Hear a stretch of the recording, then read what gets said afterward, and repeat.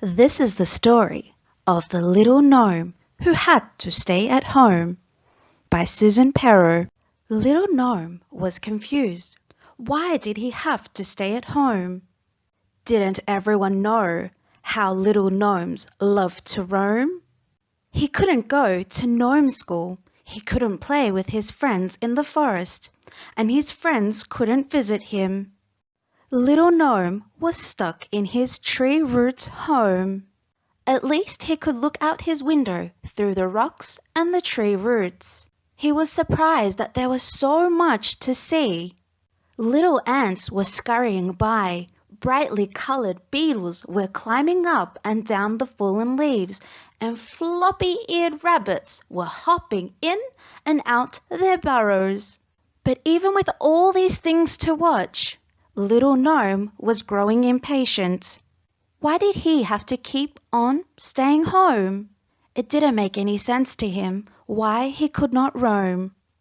Then Mother Tree whispered to him, "Things are not the same as they used to be. But trust me, soon you will be free. Trust me, trust me." Little gnome knew in his heart that he could always trust Mother Tree. Mother Tree carried the wisdom of the whole forest.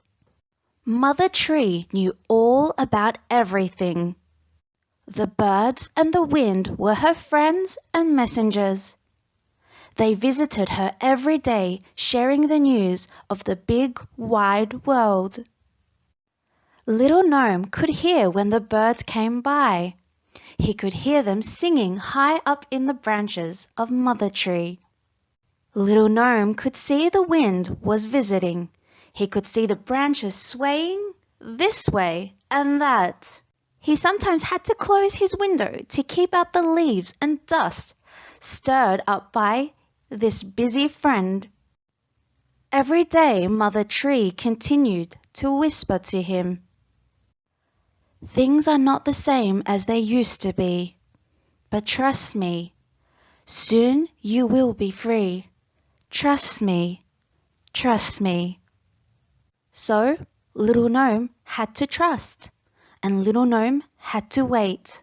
Soon he knew he would be free again to leave his home amongst the rocks and tree roots. Soon he knew he would be free to roam once again in the beautiful forest.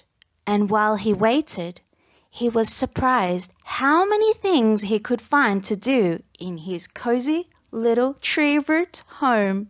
Little gnome can dance. Little gnome can sing. Little gnome can paint and draw and do somersaults across the floor. Little gnome can dance. Little gnome can sing. Little gnome can clean and cook and curl up with a picture book. Little gnome can dance. Little gnome can sing. Little gnome can... What can you think of for little gnome to do next?